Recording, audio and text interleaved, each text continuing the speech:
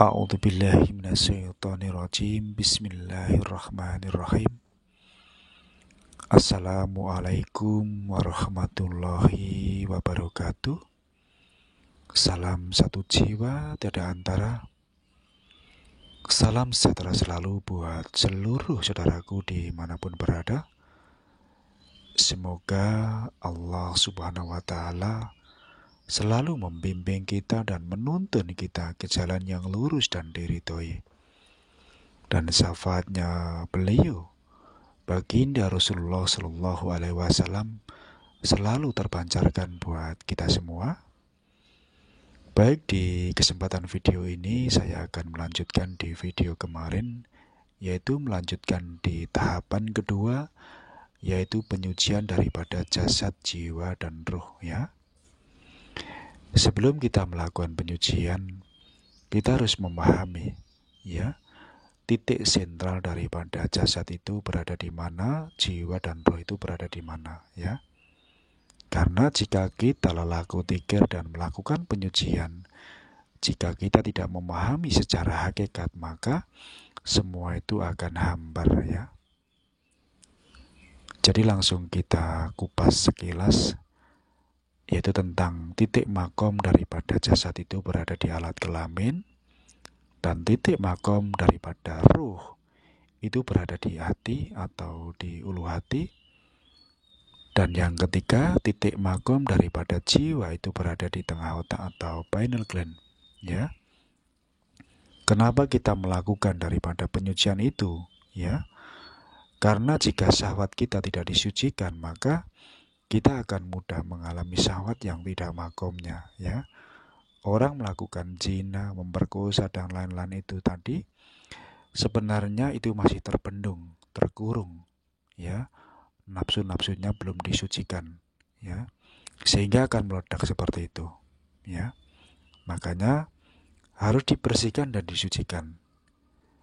Yang kedua, apabila kita tidak melakukan penyucian di dalam hati, maka kita akan digerogoti dengan penyakit-penyakit hati, hingga hati akan mengalami tertutup, ya.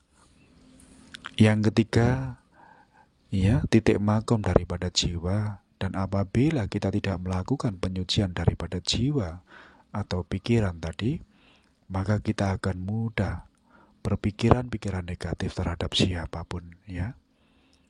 Jadi itu sangat penting sekali, ya, yang harus dibersihkan dan disucikan sebelum kita masuk di tahapan kesejatian untuk mengenal diri, harus dibersihkan, ya. Dan setelah itu baru kita memasuki di tahapan dzikir nafas. Sebenarnya kalau kita kupas secara sempurna itu, ya kita harus melakukan sholat taubat, berbanyak istighfar, dzikir jahar, dzikir siri, ya. Jadi kita akan kupas secara simpel supaya saudaraku mudah di dalam melakukannya. Tapi kalau untuk menyempurnakan daripada penyucian, saudaraku harus melewati tadi yang saya sebutkan tadi, ya. Sholat taubat, berbanyak istighfar, dzikir jahar, dzikir siri, ya. Jadi kayak gitu. Jadi untuk tata cara lakunya, kita menggunakan dzikir nafas. Sebelumnya kita bersuci, bertawasulan, ya. Setelah bertawasulan, kita membuka kunci, ya Allah hidupkanlah roh udara di dalam dzikir, ya. Setelah itu ucapkan istighfar 3 kali, syahadat 3 kali, sholawat 3 kali. Setelah itu berdoa, memohon kepada Allah, ya Allah, sucikanlah jasad, jiwa, dan roh kami, ya. Setelah itu baru disambung dengan Al-Fatihah. Baru kita memulai dengan dzikir nafas. Kita gunakan duduk timpo atau sila atau berbaring, ya. Tapi saya sarankan selama masih bisa timpo, gunakan timpo, ya. Dan caranya cukup mudah, ya. Jadi kita ketika menarik nafas itu sebenarnya ada daya tarikan. Ya Allah itu sendiri yang menggerakkan. Jadi yang dzikirnya adalah hu Allah. Ketika nafas hu di dalam, ya, ketika nafas masuk, ya, itu rasakan pancarannya beliau, ya. Itu terhubung kepada Allah dan baginda Rasulullah, ya. Dan kesadaran kita harus selalu terhubung dengan beliau. Dan ketika napas hu, Allah yang membersihkan jasad, jiwa, dan ruh. Jadi ketika tarik napas hu, itu sudah berada di titik ujung kaki dan sentral pusatnya menembus daripada alat kelamin hu ya hingga ke dada atau ulu hati ya.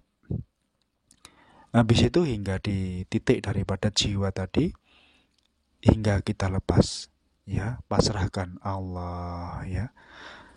Jadi hu ya, hingga sampai ubun-ubun kita pasrahkan Allah ya.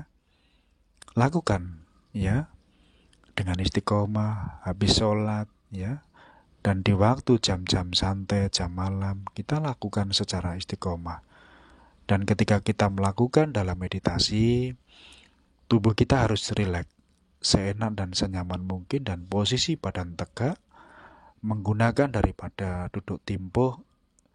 Habis itu, tangannya ditaruh di bawah pusar, jempolnya ketemu jempol ya. Rasakan ketika tarikan napas Allah yang membersihkan daripada jasad, jiwa, dan roh, dan kesadaran kita terhubung dengan beliau, Allah dan baginda Rasulullah, dan diri sejati yang menjadi tumbuhan daripada hati tadi. Maka itu dengan sangat cepat dan sangat mudah, saudaraku bisa istiqomahkan 20 menit, 30 menit, hingga 1 jam, dan hingga lebih ya. Istiqomahkan selama 41 hari kalau memang pengen betul-betul bersih secara total ya.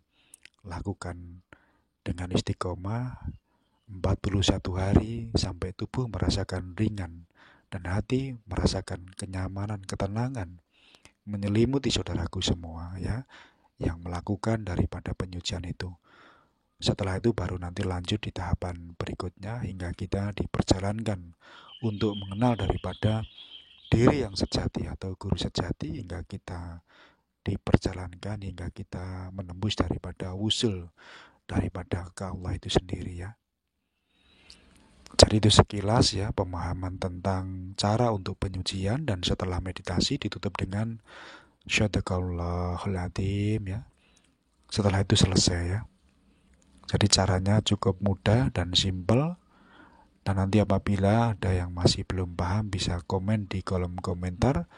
Semoga kajian ini bisa bermanfaat buat saudaraku semua. Cukup sekian.